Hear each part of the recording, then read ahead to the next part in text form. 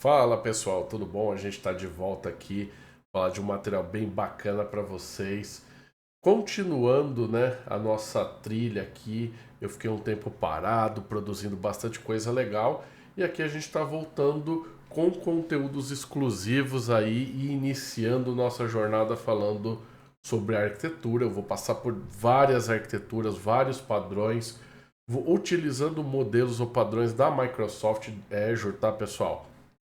Para que vocês acompanhem. E se você não está focado em Azure, mas conhece de AWS, de Google, você pode também aproveitar esse vídeo, porque o padrão só vai mudar ali a ferramenta que vocês vão utilizar, as ferramentas equivalentes de cada provedor para poder aí entregar o valor que você precisa e, claro, ali com as determinadas organizações que cada um remete, né? Falando um pouquinho mais sobre como a gente vai trabalhar aqui,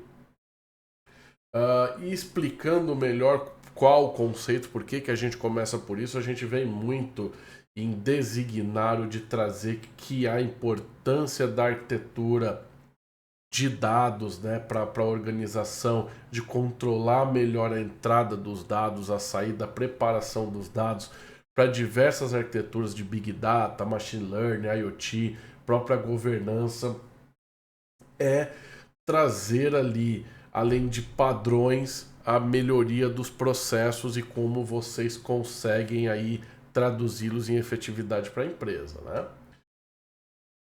Falando um pouquinho sobre eu, além de todas essas certificações, eu tenho mais de 18 anos de experiência na área de tecnologia, tenho MBA em engenharia de software, em arquitetura de soluções, nos últimos 6 anos aí dedicados a dados e arquitetura de dados corporativa. Também sou professor universitário onde leciono sobre IoT e soluções de dados e também sou especialista em arquitetura em Azure, Hadoop, AWS, IA generativa e MLOps, além de desenvolvimento em Python, Java, C Sharp e outras coisas como IoT, blockchain, etc. E também conheço bastante de arquiteturas ali, principalmente AWS e Azure, tá pessoal?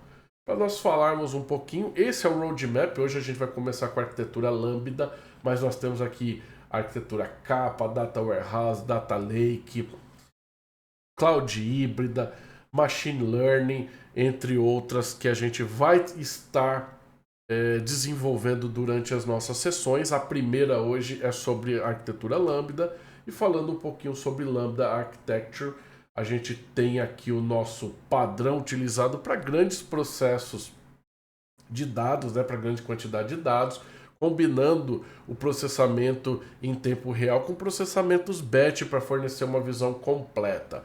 Lembrando que a arquitetura Lambda, pessoal, ela é uma arquitetura, ela é uma base para demais arquiteturas que vocês vão ver de acordo com essa trilha que eu montei, né? Falando um pouquinho das demais arquiteturas como Data Warehouse, Data Lake, Machine Learning, etc. Então ela é um alicerce. As demais são estruturas baseadas em Lambda, em Kappa, etc., que vão crescer de acordo com a necessidade de uso, né?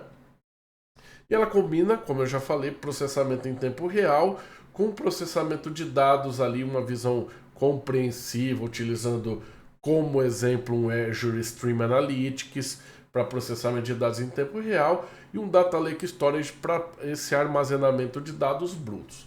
A gente pode considerar alguns casos de usos como monitoramento em tempo real, análise de logs e detecção de fraudes. Quando a gente entra no escopo, né, no padrão de Lambda, nós temos dentro dessas leis aqui o consumo do dado, de dados não em tempo real que provém de um CDC, de dados estruturados ou semi-estruturados. E nós temos também o streaming de dados aqui providos de algumas ferramentas ou de APIs ou de outros processos que vão entregar esse dado em tempo real. A captura desse Event Hub inicia para um batch ali esse dado no seu Azure Data Lake Storage, na camada de Store. E para o processamento nós utilizamos ali em tempo real um Azure Stream Analytics, né, para um dado em streaming, ou o próprio, podemos utilizar também o Databricks, mas podemos da mesma forma que o Stream Analytics, mas utilizamos o Databricks aqui para processar dados em batch, né?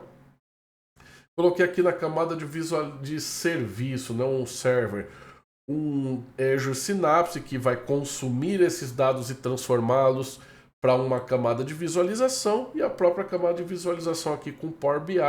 Aqui eu mostrei de uma forma mais, aqui ao lado direito, de uma forma mais menos estruturada por ferramenta, onde que a gente mostra os logs unificados, depois uma camada hot, né, onde esses dados vão trabalhar em tempo real e é passado para um cliente aqui, né, de uma visão analítica, e o batch, que é uma camada mais fria, onde o dado vai ser tratado, processado em camadas em outra periodicidade de processamento, não como um tempo real, e depois eles sendo disponibilizados aqui também em batches para views e para leitura desses dados. Eu vou deixar aqui o link de referência dessa arquitetura que é da própria Microsoft e vai estar nos comentários deste vídeo. Falando um pouquinho sobre os componentes, aqui nós podemos observar que para uma camada batch nós costumamos usar um Data Lake Storage, um Azure Data Factory, o próprio Databricks. Utilizamos também numa camada de stream, uma camada de velocidade, o Azure Stream Analytics, o Event Hubs e o próprio Databricks. E na camada de serving, de serviço, nós também podemos utilizar um SQL Database, um Azure Cosmos, entre outras ferramentas ali, como a gente olhou o próprio Synapse, para poder distribuir este dado para leitura. A camada batch, ela é responsável por armazenar esses dados imutáveis e processá-los em lote, como a gente falou, como muita gente já trabalhou e já conhece, né? E que são precisas e que são completas, mas não em tempo real, né? Nestes componentes, nós temos aqui o Data Lake, que armazena esses dados no formato original. No Azure pode ser implementado no Azure Data Lake Storage. O framework de processamento batch pode utilizar algumas soluções em lote, como o Hadoop e Apache, ou Apache Hadoop e o Azure Databricks. E para as visualizações, ou os batch views aqui, são resultados processados em lotes que são armazenados para uma consulta futura, que o Synapse Analytics ou o Azure SQL Database podem armazená-los ali para distribuição desse dado. Na camada Speed, ela vai ser responsável por esses dados em tempo real. Essa camada ela fornece essa visão mais imediatista ali, de acordo com a necessidade do case que você vai ter. E também, né, complementa ali visualizações de dados em batch. Os principais componentes dela é o próprio Event Streaming Processing, que pode ser, que são ferramentas para processar dados em tempo reais, como o Azure Stream Analytics e o Apache Kafka. E também tem os Real-Time Views, que são resultados desses processos em tempo real, armazenado em consulta rápida, que podem ser armazenados em bancos NoSQL, como o Azure Cosmos DB, ou em sistemas de cache como o Redis. Na camada Serving, ela é responsável por combinar esses dados, tanto pelos processados pelas camadas batch e speed, e também gera essas consultas unificadas aí em tempo real, ou para batch também, né? Eles têm ali componentes como Query Interface, que é uma ferramenta para consultar esses dados combinados. Possivelmente você vai utilizar ali um Azure Synapse, um Databricks, e pode integrar também dados em batch e speed, e também pode ser ali distribuído por uma camada de API, que permite que esse acesso programático aos dados acessados, que podem ser usados pelo API Management da Azure, por exemplo. A camada de Data Source, onde que é a fonte dos dados que alimentam tanto a camada batch como speed, pode ser de sistemas, banco de dados, sensores, logs de aplicações, e os principais componentes ali para fazer, que é o Data Ingestion Service, seriam a captura de dados que ingere esses dados de várias fontes no Azure. A gente tem, por exemplo, o Azure Event Hubs ou o IoT Hub para fazer a ingestão desse dado provido dessa camada de source, né?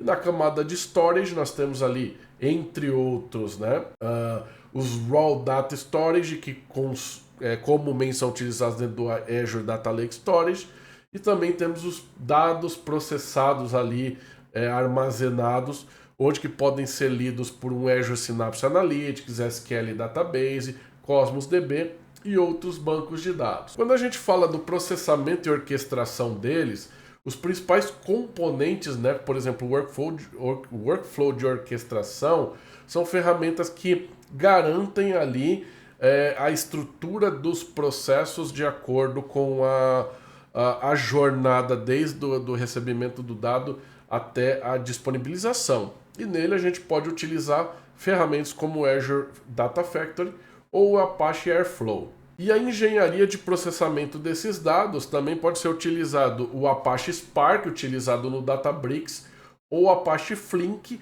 e neles são ferramentas onde que você costuma escrever o seu código que vai fazer a transformação, a leitura e a preparação desses dados. Nós temos aí o Data Source, que nesse caso a gente sugeriu, a gente colocou como exemplo, o Event Hub para ingestão dos dados destas várias fontes. E no Batch Layer, aqui nestes exemplos, né, a gente considerou o armazenamento de dados brutos no Azure Data Lake Storage, o processamento desse batch no Azure Databricks, e os Batch Views ali no Azure Synapse Analytics, e você pode utilizar ali outras ferramentas como o Databricks, como o Data Factory, por exemplo, que pode fazer esse trabalho de gerar esses Batch Views para você. Na camada de velocidade, ou Speed Layer, você tem ali o Event Stream Processing, que você faria a leitura do dado em tempo real, e eu considero uma das melhores ferramentas para isso, pelo custo e pela vantagem que ela oferece, o Azure Stream Analytics, e para essa visualização em real time, o armazenamento no Azure Cosmos DB. A gente está passando um pouquinho pelo que eu já falei, mas a gente está trazendo de uma maneira mais como exemplo de implementação, aqui quais as rotinas, o que você traz em cada um. Na camada de serviço, né, no Query Interface, a gente colocou aqui o Azure Synapse Analytics para consultas combinadas, e você pode também utilizar o Azure Databricks para fazer isso. E você também pode ter uma camada de API, onde que implementam-se a partir de um Azure API Management. Então, esse é um pouco da primeira arquitetura que nós desenhamos aqui, que é a arquitetura de Lambda, tá? Ou Lambda Architecture para dados. Nós vamos continuar com outras aqui, como a arquitetura Kappa, entre outras arquiteturas que nós temos para construir aqui a nossa jornada de arquitetura de dados.